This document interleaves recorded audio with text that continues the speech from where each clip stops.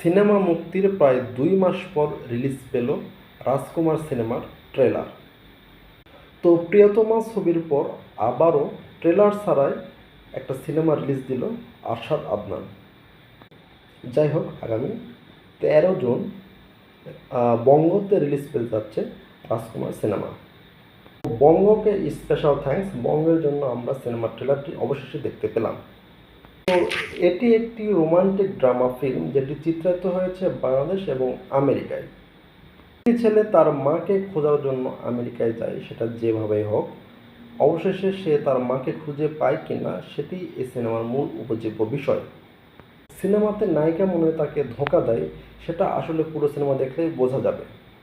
আমি এই সিনেমাটি এখন পর্যন্ত দেখিনি, কারণ আমি কোনো সিনেমা ট্রেলার ছাড়া দেখি না। অবশ্যই দেখব শুধুমাত্র বঙ্গতে। আশা করছি